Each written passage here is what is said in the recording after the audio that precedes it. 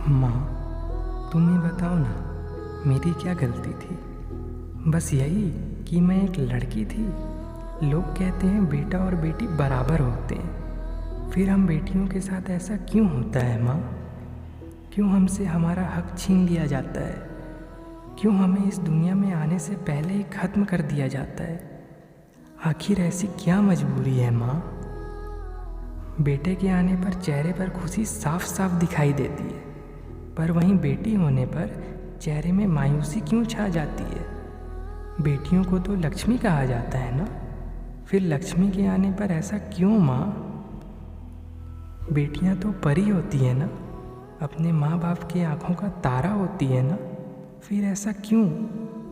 एक बेटे के होने पर अगली बार बेटी की ख्वाहिश हो या ना हो, पर एक बेटी के बाद एक बेटी की ख्वाहिश ज़रूर रहती है। इतना भेदभाव क्यों माँ? हम बेटियों को तो ज़्यादा सवाल जवाब करने का भी हक नहीं दिया जाता, इसलिए ये सारे सवाल मैं तुमसे कर रही हूँ माँ। क्यों हमारे जीवन में इतनी रोक टोक लगाई जाती है?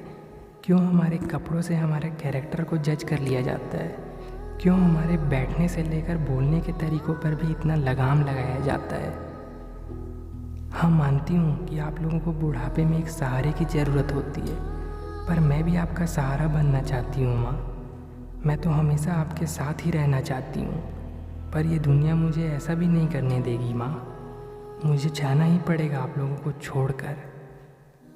मुझे भी ये दुनिया देखनी है माँ।